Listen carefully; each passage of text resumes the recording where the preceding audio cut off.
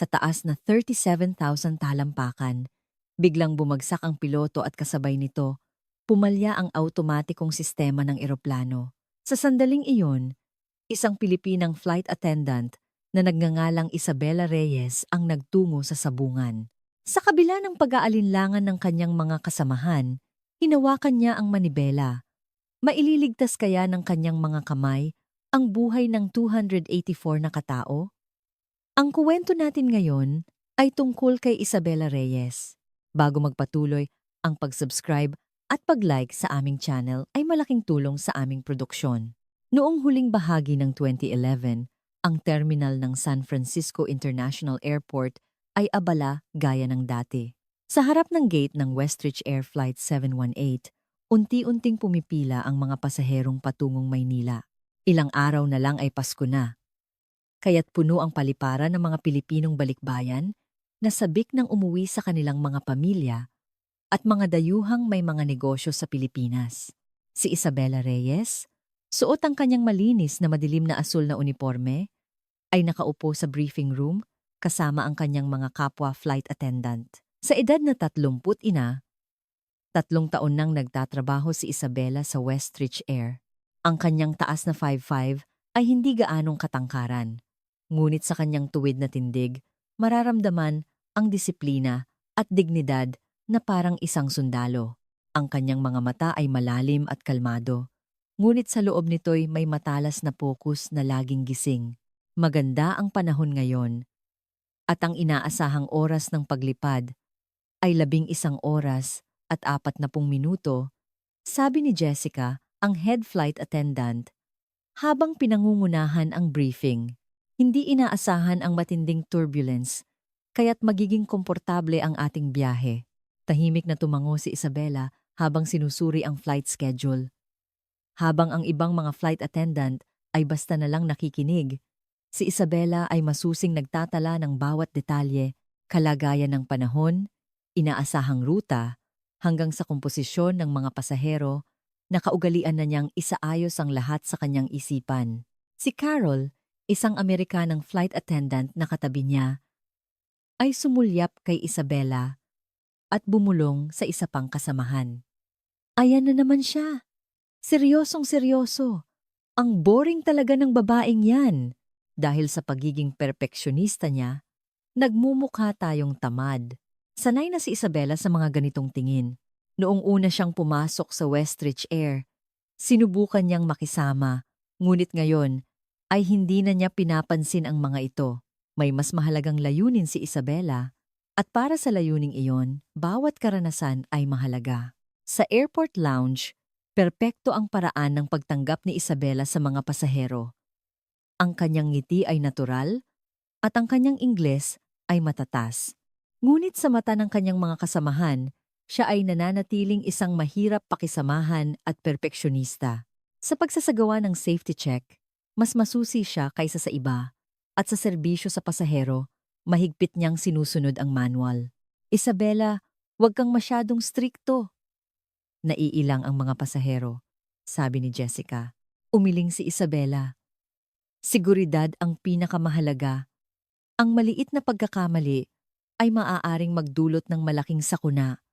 Ang kanyang boses ay hindi natitinag.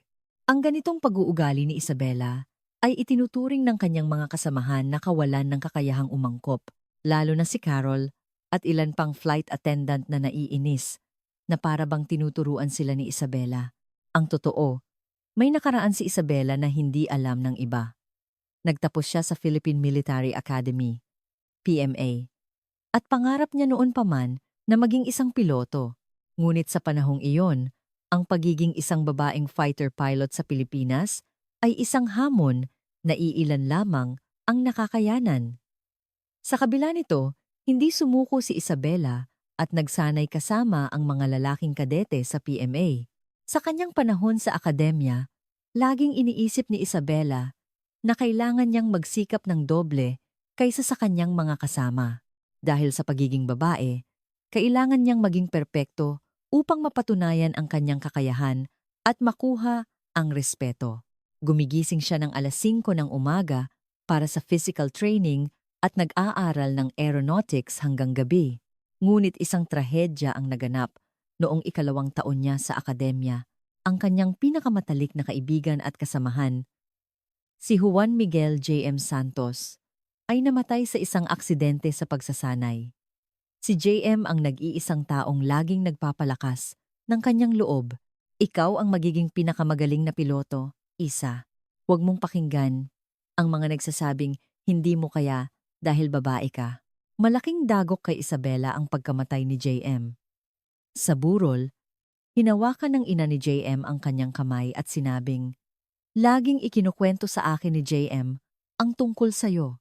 Pangarap niyang makita kang maging isang mahusay na piloto." Sa huli, umalis si Isabela sa PMA.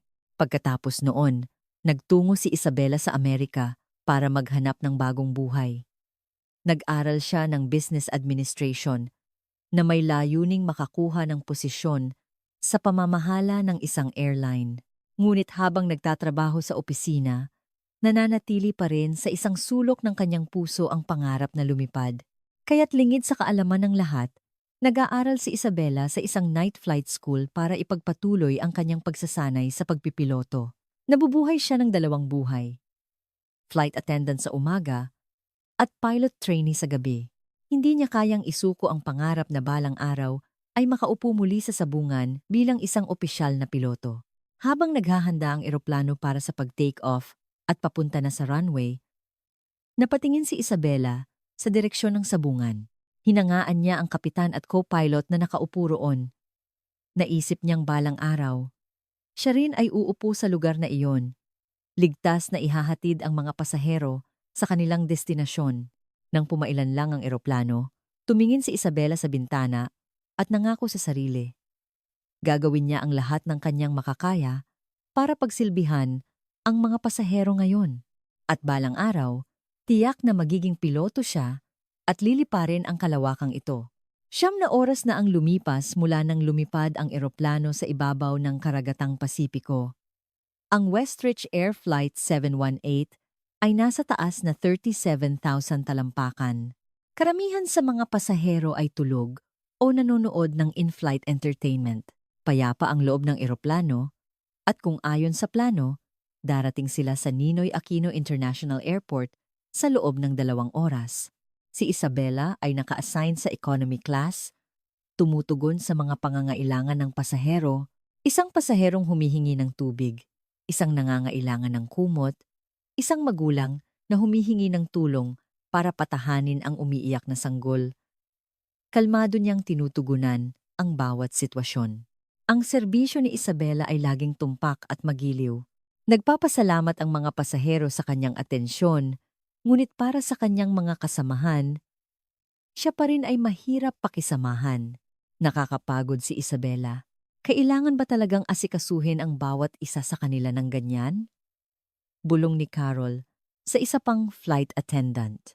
Ngunit hindi ito pinansin ni Isabela. Para sa kanya, ang pagiging flight attendant ay hindi lamang isang serbisyo, kundi isang mahalagang tungkulin na may responsibilidad sa kaligtasan ng mga pasahero. Higit sa lahat, naniniwala siyang ang lahat ng karanasang ito ay makakatulong kapag siya ay naging piloto na. At doon ito nangyari. Biglang umuga nang malakas ang eroplano. Sa una, inakala nilang ordinaryong turbulence lang. Ngunit ang sumunod ay isang marahas na pagyanig na hindi pa nila naranasan. Kasabay ng malakas na ugong, nayanig ang buong katawan ng eroplano at nagsimulang mahulog ang mga gamit mula sa mga overhead bin. Agad na ikinabit ni Isabela ang kanyang seatbelt at sinuri ang sitwasyon. Ang ibang mga flight attendant ay nagpapanik at nagtinginan. Ngunit si Isabela lang ang nanatiling kalmado. Ang crisis response training na natutunan niya sa PMA ay nakatatak na sa kanyang sistema.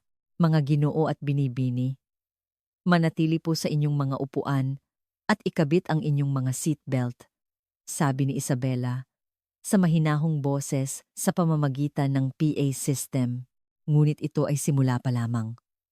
Ang boses ng co-pilot ay narinig mula sa intercom ng sabungan. "Emergency! Biglang nawalan ng malay ang kapitan at may malubhang problema sa sistema ng eroplano. Lahat ng crew, ihanda ang emergency protocol. Sa sandaling iyon, bumilis ang tibok ng puso ni Isabela. Ang pagbagsak ng kapitan ay nangangahulugang ang co-pilot na lang mag-isa ang magkokontrol sa dambuhalang eroplanong ito. At mas malala pa, may problema sa sistema. Biglang nagsimulang bumulusok ang eroplano. Mula 37,000 talampakan, bumaba ito sa 30,000, tapos 25,000 talampakan. Dahil sa biglaang pagbabago sa cabin pressure, sabay-sabay na bumagsak ang mga oxygen mask mula sa kisame. Napuno ng sigawan ng mga pasahero ang buong cabin. Diyos ko, mamamatay na tayo. Sigaw ng isang pasahero. Mama, natatakot ako. Narinig ang iyak ng mga bata. Ang cabin ay naging isang eksena ng kaguluhan. Nagpanik ang mga pasahero at ang ilan ay hinimatay. May mga pasaherong hindi maisuot nang maayos ang kanilang mga oxygen mask. Agad na kumilos si Isabela. Habang ang ibang mga flight attendant ay natataranta, si Isabela ay sistematikong tumutulong sa mga pasahero. Kalma lang po. Ilagay ang maskara sa inyong ilong at bibig. Unahin ang sarili bago tulungan ang iba. Ang kanyang boses ay hindi nanginginig, ngunit patuloy na lumalala ang sitwasyon. Patuloy na bumababa ang eroplano at lalong lumalakas ang pagyanig. Naramdaman ni Isabela na hindi ito simpleng mechanical failure lang, kundi isang mas malubhang problema. Si Jessica, matapos makipag-ugnayan sa sabungan, ay bumalik at ipinaalam ang sitwasyon sa ibang mga flight attendant. Nawalan ng malay ang kapitan at may problema sa hydraulic system. Sabi ng co-pilot, hindi niya kakayanin mag-isa. Nang marinig iyon, biglang nagbalik sa isipan ni Isabela ang kanyang mga alaala sa PMA, ang mga simulator training para sa mga katulad na sitwasyon, at ang mga gabing kasama si JM kung saan tinatalakay nila kung paano malalampasan ang mga mahihirap na sitwasyon. Huminga ng malalim si Isabela. Alam niyang may magagawa siya sa sitwasyong ito, ngunit nangangailangan ito ng isang malaking desisyon. Kailangan niyang sabihin ang kanyang sikreto sa mga kasamahan at, kahit labag sa regulasyon, pumasok sa sabungan. Lumapit si Isabela kay Jessica. Sa tingin ko, makakatulong ako sa sabungan. Ano? Isabela, anong pinagsasabi mo? Labag sa regulasyon ang pagpasok ng isang flight attendant sa sabungan. Gulat na sabi ni Jessica. Pero emergency situation ito. Hindi kakayanin ng co-pilot mag-isa ang sitwasyong ito. Puno ng kumpiyansa ang boses ni Isabela. Ang ibang mga flight attendant ay nagsimulang maglapitan. Si Carol, na may mapanuyang ngiti, ay nagsalita. Isabela, nawawala ka na ba sa sarili? Flight attendant ka, hindi piloto. Ngunit hindi natinag si Isabela. Naramdaman niyang para sa sandaling ito siya naghanda. Ang pangarap na binitiwan niya matapos ang pagkamatay ni JM, ang lahat ng pagsasanay na ginawa niya sa night flight school, lahat ay para sa sandaling ito. Huminga ng malalim si Isabela habang nakatingin sa kanya ang mga kasamahan. Alam niyang maaaring magbago ang kanyang buhay sa sandaling ito. Ngunit ngayon, mas mahalaga ang buhay ng 284 na tao kaysa sa kanyang personal na takot. Ako ay graduate ng Philippine Military Academy. Ang boses ni Isabela ay mahina ngunit matatag. Mayroon akong training sa pagpipiloto at patuloy pa rin akong nag-aaral ngayon. Biglang tumahimik ang cabin. Ang kanyang mga kasamahan ay tumingin kay Isabela na hindi makapaniwala. Ang babaeng Asyano na minamaliit nila ay isang taong may training pala bilang piloto. Hindi sila makapagsalita sa gulat. Si Carol ang unang nagsalita. Kahit totoo pa yan, isa ka pa ring flight attendant ngayon. Hindi tayo pwedeng lumabag sa regulasyon. Tama si Carol, Isabela. Kung may mangyaring masama, lahat tayo ay mananagot, sabi ng isa pang flight attendant na may pag-aalala. Ngunit hindi natinag si Isabela. Sa halip, lalo siyang naging kalmado. Alam niyang kung magiging emosyonal siya, hindi niya sila makukumbinsi. Sinimulan niyang suriin ang kasalukuyang sitwasyon batay sa kanyang karanasan at kaalaman. Patuloy na bumabagsak ang eroplano. Kung problema sa hydraulic system, mahihirapan tayong kontrolin ang mga control surface. Hindi ito kakayanin ng co-pilot mag-isa. Ang paliwanag ni Isabela ay lohikal at detalyado. Nagsanay ako para sa ganitong emergency situation sa Air Force at patuloy akong nag-aaral ng civil aviation. Nag-aalangan ang mukha ni Jessica. Bilang head flight attendant, kailangan niyang magdesisyon. Ngunit ang ganitong sitwasyon ay wala sa manual. Noon, muling tumawag ang sabungan. Lalong lumalala ang sitwasyon. Sira na ang autopilot. Kailangan kong mag-manual. Kailangan ko ng tulong. Puno ng desperasyon ang boses ng co-pilot. Hindi na pwedeng palampasin ni Isabela ang pagkakataong ito. Wala nang oras para makipagtalo. Jessica, wala na tayong ibang pagpipilian. Magtiwala ka sa akin. Sa mga mata ni Isabela, may determinasyon at kumpiyansa. Sa sandaling iyon, muling yumanig ng malakas ang eroplano. Lalong lumakas ang sigawan ng mga pasahero at napuno ng iyak ng mga bata ang cabin. Wala nang oras para mag-atubili. Sige, Isabela, pumunta ka na. Sa wakas ay nagdesisyon si Jessica. Pero mag-iingat ka. Ako ang mananagot sa lahat.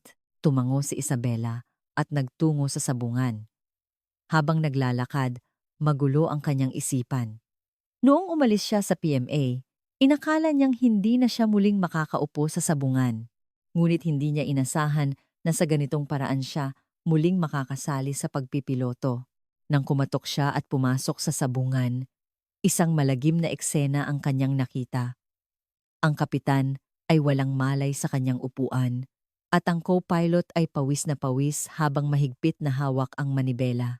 Maraming warning lights ang kumikislap sa instrument panel. Ako po si Isabela Reyes, isang flight attendant. May karanasan ako sa pagpipiloto at nandito ako para tumulong. Kalmadong ipinakilala ni Isabela ang sarili. Ang co-pilot na si Michael ay tumingin kay Isabela na may desperasyon sa mukha. Salamat. Halos wala ng hydraulic pressure. Halos hindi ko na makontrol ang mga control surface. Agad na sinuri ni Isabela ang instrument panel. Ang hydraulic system pressure ay nasa critical na level at hindi ring stable ang engine power. Ngunit hindi nataranta si Isabela. Nagsanay siya para sa ganitong sitwasyon sa PMA. Michael, magtiwala ka sa akin. May paraan para malampasan natin to. Puno ng kumpiyansa ang boses ni Isabela. Kailangan nating i-activate ang emergency hydraulic system at lumipat sa manual control. Sinimulang ipaliwanag ni Isabela sa co-pilot ang mga dapat gawin, gamit ang kaalamang natutunan niya sa Air Force. Magkaiba man ang eroplanong militar at sibil, pareho lang ang mga pangunahing prinsipyo.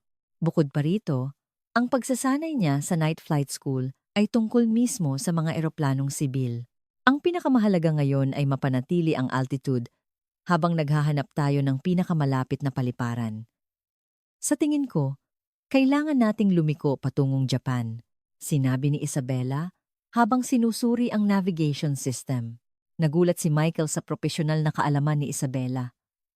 Piloto ka ba talaga? Nagsanay ako sa Philippine Military Academy. At patuloy pa rin akong nag-aaral, sagot ni Isabela. Pero hindi yan ang mahalaga ngayon. Ang buhay ng mga pasahero ang nakataya. Sa sandaling iyon, parang narinig ni Isabela ang boses ni JM. Ikaw ang magiging pinakamagaling na piloto. Kung buhay si JM, ano kaya ang iisipin niya sa sitwasyong ito? Siguradong susuportahan niya si Isabela. Pinatatag ni Isabela ang kanyang loob at sinimulan ang emergency procedures kasama ang co-pilot. Ang tensyon sa loob ng sabungan ay halos masasalat. Si Isabela ay nakaupo sa tabi ng co-pilot na si Michael, masusing pinagmamasdan ng instrument panel.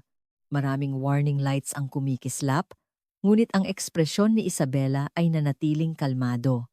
Naisip niyang ang lahat ng pagsasanay sa PMA at ang mga tao ng pag-aaral sa night flight school ay para sa sandaling ito. Michael, unahin nating suriin ang emergency checklist. Mahinahong sabi ni Isabela.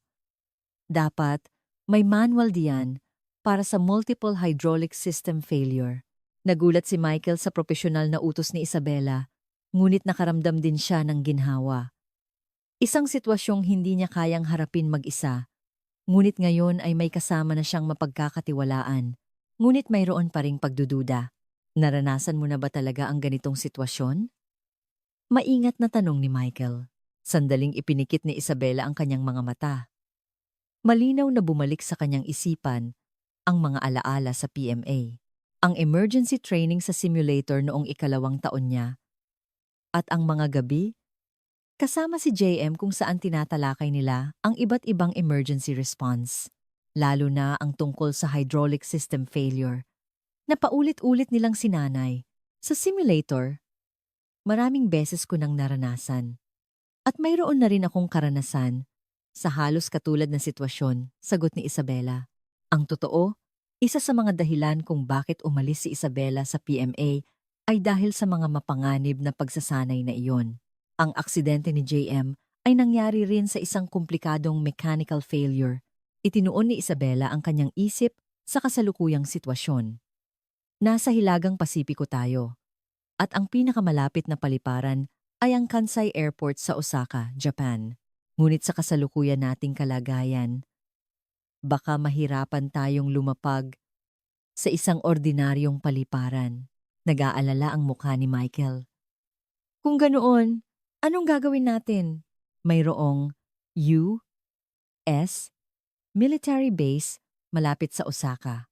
Mas mahaba ang runway doon at mas angkop para sa emergency landing, sabi ni Isabela habang minamanipula ang navigation system. Kailangan nating lumiko patungo doon. Sinunod ni Michael ang utos ni Isabela at dahan-dahang iniliko ang eroplano patungong Japan. Ngunit dahil sa problema sa hydraulic system, napakabagal ng reaksyon ng mga control surface.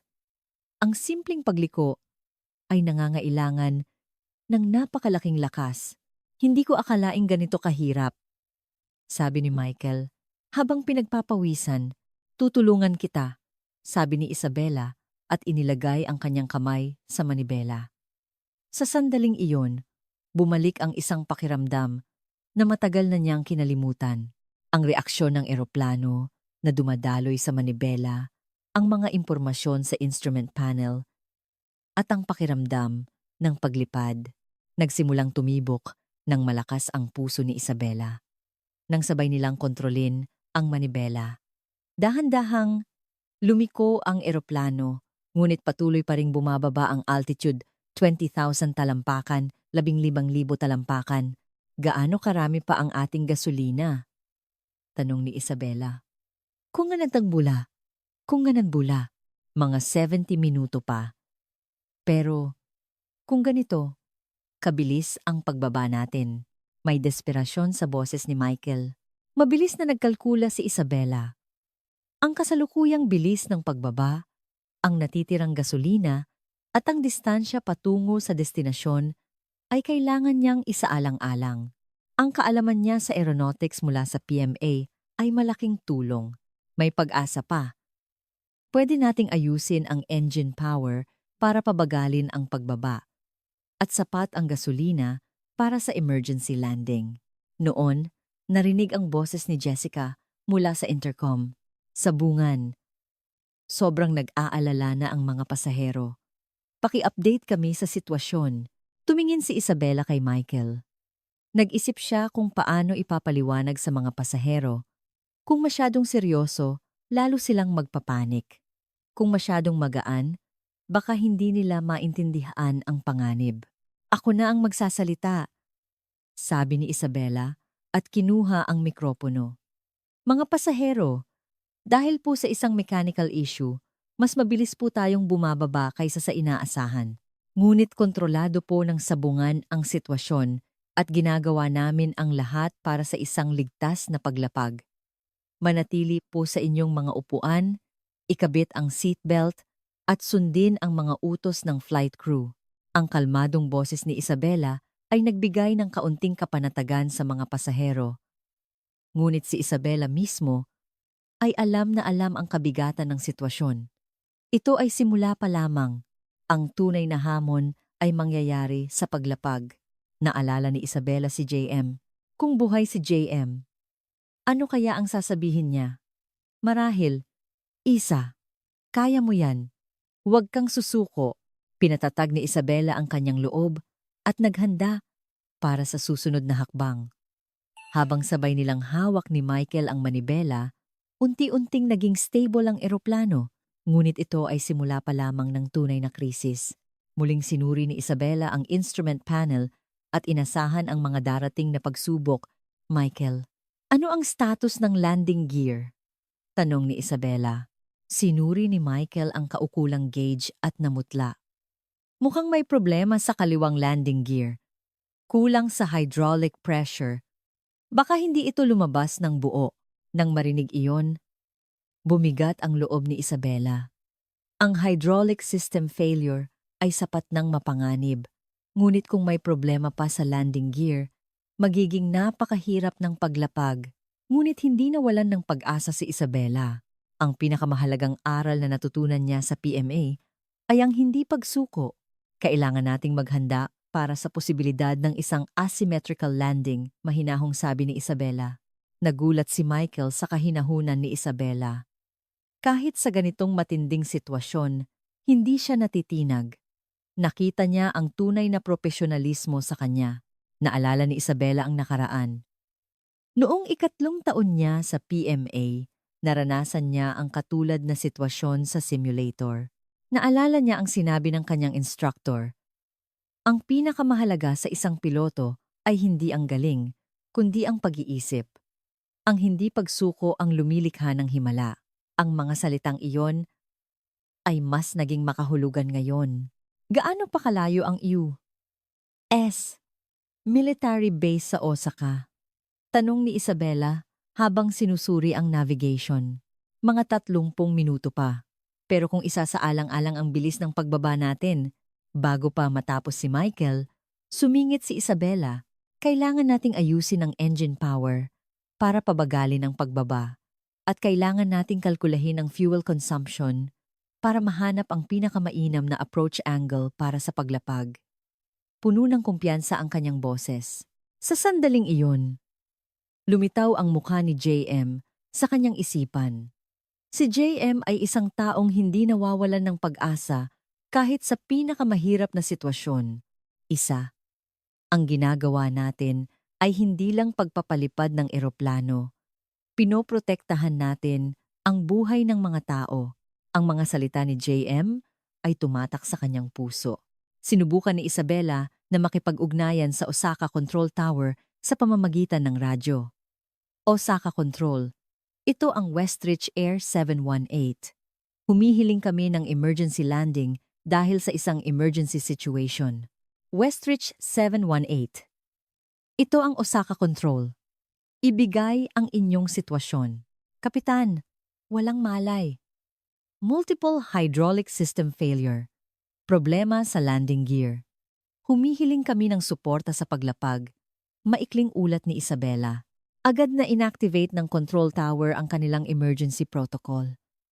Inalis ang mga sasakyan sa runway at inihanda ang mga bumbero at ambulansya. Ngunit alam ni Isabela na may mas malaking problema. Sa kasalukuyan nilang kalagayan, hindi nila masusunod ang normal na landing procedure. Michael, ako na ang susubok maglapag. Maingat na sabi ni Isabela.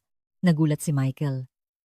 Pero wala kang opisyal na lisensya para sa modelong ito ng eroplano. Hindi yan ang mahalaga ngayon. Matigas na sabi ni Isabela. Nagsanay ako para sa ganitong sitwasyon at higit sa lahat, buhay ng mga pasahero ang nakataya. May determinasyon sa kanyang boses. Hindi ito simpleng kumpiyansa, kundi tiwala sa kakayahang binuo niya sa loob ng maraming taon. Ang edukasyon sa night flight school ang maraming pagsasanay sa simulator, at ang crisis response skills mula sa PMA lahat ay para sa sandaling ito. Nag-atubili si Michael, ngunit nang makita ang kumpiyansa sa mga mata ni Isabela, tumango siya. Sige, magtitiwala ako sa iyo. Ganap nang kinuha ni Isabela ang kontrol sa manibela. Sa sandaling iyon, isang pakiramdam na matagal nang nakalimutan ang dumaloy sa kanyang buong katawan. Ang pakiramdam ng pagiging isa sa eroplano, ang pakiramdam ng malayang paglipad. Ito ang sandaling pinanabikan ni Isabela. Ngunit hindi ito oras para tuparin ang pangarap, kundi oras para harapin ang isang krisis.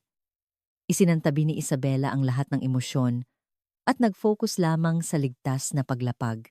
Hindi niya kinalimutan na ang buhay ng 284 na tao ay nasa kanyang mga kamay. O sa kakontrol, sisimulan na namin ang landing approach. Ang boses ni Isabela ay kalmado at hindi nanginginig. Ito na ang simula ng tunay na pagsubok. Nang ganap ng hawakan ni Isabela ang manibela, may isang bagay na nagising sa loob niya. Hindi lamang ito isang teknikal na hamon. Ito ang sandali kung saan ang lahat ng pagsubok, kabiguan at ang pangarap na kanyang binitiwan ay nag-iisa. Ang mga mapanuring tingin na natanggap niya dahil sa pagiging babae at asyano ay naging lakas niya ngayon. Habang papalapit sa himpapawid ng Osaka, lalong naging desperado ang sitwasyon.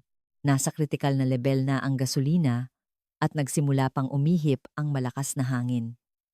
Patuloy na nagbibigay ng impormasyon ang control tower. Westridge 718. Ang hangin sa runway ay mula sa kaliwa, 15 metro bawat segundo. Mag-ingat sa mga biglaang bugso. Huminga ng malalim si Isabela. Sa ganitong kondisyon, mahirap nang lumapag kahit normal ang landing gear. Paano pa ngayon na may problema ang kaliwang landing gear? Ngunit sa kabila nito, nakaramdam siya ng kakaibang kapayapaan. Para bang ang lahat ay inihanda para sa sandaling ito. Michael, sundin mo ang mga sasabihin ko. May awtoridad sa boses ni Isabela. Una, suriin ang landing checklist at ihanda ang emergency landing procedure. Sinunod ni Michael ang mga utos ni Isabela. Pinipindot ang mga switch at lever. Sa totoo lang, ito ang unang pagkakataon na naranasan ni Michael ang ganitong matinding sitwasyon. Ngunit sa tabi ni Isabela, nakaramdam siya ng kakaibang kapanatagan. Dahil sa problema sa landing gear, hindi posible ang normal na paglapag, paliwanag ni Isabela. Lalapag tayo gamit ang kanang landing gear at ang nose gear. At habang bumabagal, sasayad ang dulo ng kaliwang pakpak sa runway. Ang susi ay mabawasan ang impact sa sandaling iyon. Ang mapanganib na paraan ng paglapag na ito ay naranasan lamang ni Isabela sa simulator sa PMA. Ngunit malinaw na bumalik sa kanyang isipan ang alaala. Ang idiniin ng kanyang instructor ay ang tamang timing at maselang kontrol. Sa cabin, si Jessica ay nagbibigay ng instruksyon sa mga pasahero para sa emergency landing position. Lahat ng pasahero, iyuko ang inyong mga ulo at ilagay ang mga kamay sa likod ng inyong ulo. Maghanda para sa impact. Nasa sukdulan ang takot ng mga pasahero, ngunit ang kalmadong boses ni Isabela ay nagbigay sa kanila ng kaunting kapanatagan. Nagsimulang makita ang runway. Inayos ni Isabela ang approach angle at dahan-dahang binawasan ang bilis. Ngunit dahil sa problema sa hydraulics, mabagal ang reaksyon ng mga control surface, kaya't nangangailangan ito ng mas maraming lakas at focus. May mga butil ng pawis sa noo ni Isabela, ngunit ang kanyang mga kamay ay hindi nanginginig. Altitude, 1,000 feet. Bilis, nasa normal range, sabi ni Michael habang binaba ang mga gauge. Mabuti. Sisimulan na natin ang final approach, sabi ni Isabela. Sa sandaling iyon, narinig ni Isabela ang boses ni JM sa kanyang isipan. Isa, alam kong kaya mo. Huwag kang susuko. Ang boses na iyon ay nagbigay kay Isabela ng huling lakas ng loob. 200 metro na lang bago sumayad sa runway, biglang umihip ang malakas na hangin. Umuga ng malakas ang eroplano. At sumigaw si Michael. Malakas na bugso ng hangin. Ngunit hindi nataranta si Isabela. Sa halip, Lalo siyang nag-focus. Isa sa mga natutunan niya sa PMA ay ang mabilis na pagtugon sa mga hindi inaasahang pangyayari. Bahagyang inayos ni Isabela ang manibela para balansehin ang eroplano. Michael, taasan mo pa ng kaunti ang engine power. Dumating ang sandali. Sumayad ang kanang landing gear sa runway. Sa isang malakas na tunog, nagsimulang tumakbo ang eroplano sa runway. Ngunit ngayon na ang pinakamapanganib na sandali. Sinubukan ni Isabela na balansehin ito sa pamamagitan ng pagliko ng manibela pakanan, ngunit may limitasyon ang pisikal na kakayahan. Hindi may iwasang sumayad ang dulo ng kaliwang pakpak. Para sa sandaling iyon, inayos ni Isabela ang kontrol para maging pinakamahinahon ang pagsayad. Sa isang malakas na KRRI, KKK, sumayad ang kaliwang pakpak sa runway at nagliyab ang mga kislap. Narinig ang sigawan ng mga pasahero, ngunit hindi nawala ang pokus ni Isabela. Maingat niyang kinontrol ang eroplano para hindi ito mawala ng balanse at tumagilid. Sa wakas, tuluyang huminto ang eroplano. Natahimik ang sabungan. Nagkatinginan sina Isabela at Michael na hindi makapaniwala. Nagawa nila. Ang 284 na pasahero at crew ay ligtas. Sa sandaling tuluyang huminto ang eroplano, isang malalim na katahimikan ang bumalot sa sabungan. Ang mga kamay ni Isabela ay nakapatong pa rin sa manibela at ang kanyang puso ay mabilis pa ring tumitibok. Ngunit ang tibok na iyon ay hindi na dahil sa takot. Ito ay dahil sa hindi maipaliwanag na kagalakan sa kanyang nagawa at sa realisasyon na ang buong buhay niya ay paghahanda para sa sandaling ito. Si Michael ang unang bumasag sa katahimikan. Isabela, nagawa mo. Talagang nagawa mo. Puno ng paghanga ang kanyang boses. Bilang isang veteranong co-pilot, ito ang unang pagkakataon na naranasan ni Michael ang ganitong matinding sitwasyon at ang masaksihan ang isang flight attendant na gumawa ng isang himala ay ang pinaka-nakakagulat na karanasan sa kanyang buhay. Dahan-dahang itinaas ni Isabela ang kanyang ulo at tiningnan ang runway. Ang mga bumbero at ambulansya ay nakapalibot na sa eroplano at tinutulungan ng mga rescue team ang mga pasahero na lumikas ng ligtas. May sira ang dulo ng kaliwang pakpak, ngunit buo ang pangunahing istruktura ng eroplano. At ang pinakamahalaga, walang ni isang nasaktan. Sa sandaling iyon, parang isang pelikula na dumaan sa isipan ni Isabela ang huling 10 taon ng kanyang buhay. Ang malamig na tingin na natanggap niya sa PMA dahil sa pagiging babae, ang malalim na kalungkutan sa pagkamatay ni JM, ang pagsisikap na makahanap ng bagong pangarap sa Amerika, at ang pangmamaliit at pag-iwas na natanggap niya mula sa kanyang mga kasamahan sa Westridge Air. Lahat ng iyon ay naging bahagi ng proseso para malikha ang sandaling ito. Nang lumabas si Isabela mula sa sabungan at pumasok sa kabin, lahat ng mata ay nakatuon sa kanya. Ang taong inakala nilang isang ordinaryong flight attendant ay ang bayaning nagligtas sa kanilang buhay. Ang mukha ng mga pasahero ay puno ng pasasalamat at paghanga. Isang nasa katanghaliang gulang na lalaki ang lumapit kay Isabela. Maraming salamat. Dahil sa'yo, lahat kami ay buhay. Nanginginig ang kanyang boses. At may luha sa kanyang mga mata. Tahimik na yumuko si Isabela.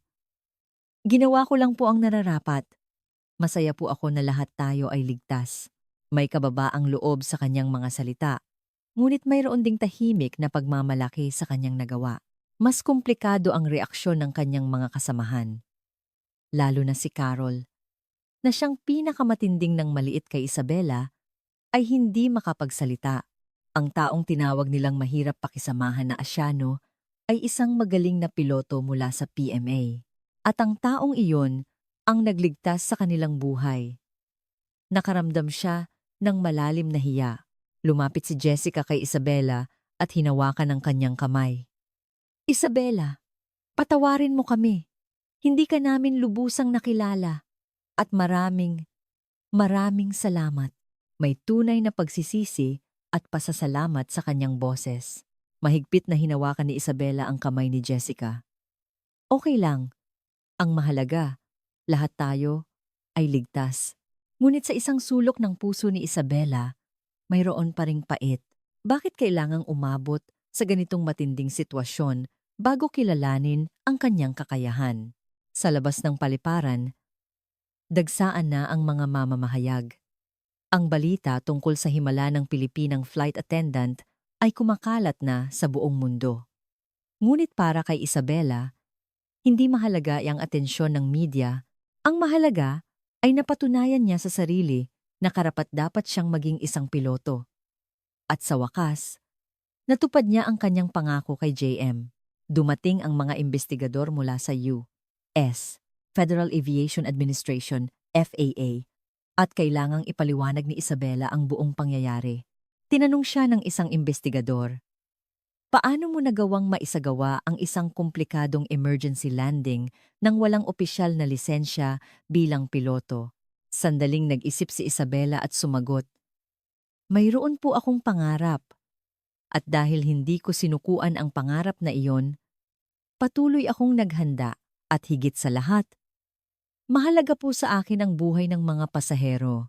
Ang kanyang sagot ay simple, ngunit naglalaman ito ng lahat ng kanyang pagsisikap at determinasyon sa loob ng 10 taon. Noon, napagtanto ni Isabela, ang lahat ng pagsubok, diskriminasyon, at kabiguan na kanyang naranasan ay bahagi pala ng paghahanda para sa sandaling ito. At sa harap ng tunay na galing at tapang, walang silbi ang anumang diskriminasyon. Mabilis na kumalat ang kwento ni Isabela sa buong mundo.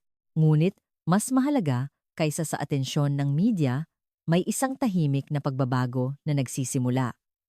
Nagkaroon ng emergency board meeting ang Westridge Air at sinimulan ng FAA ang isang pambihirang pagsusuri. Ang ginawa ni Isabela ay hindi lamang isang kwento ng kabayanihan.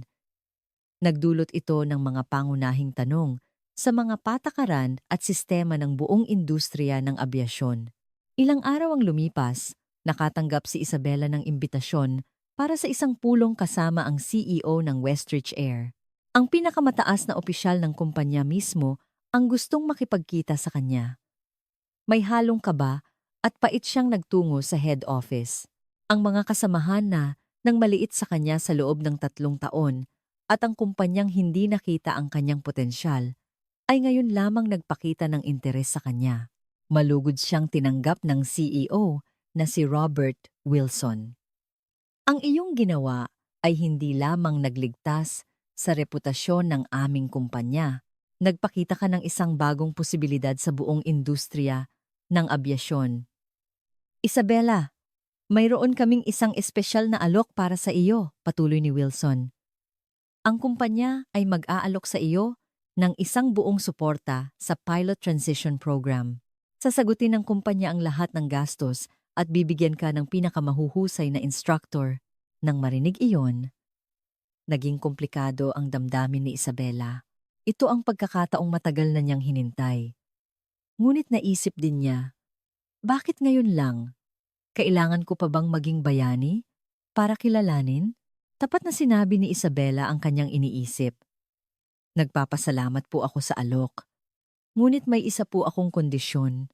Nag-isip si Wilson. Sana po, sa hinaharap, ay gumawa kayo ng isang sistema para tuklasin at suportahan ang potensyal ng lahat ng empleyado, anuman ang kanilang kasarian o pinagmulan, upang hindi na maulit ang isang kaso na tulad ng sa akin. Sandaling nag-isip si Wilson at tumango. Tama ka. Hindi namin nakita ang iyong kakayahan.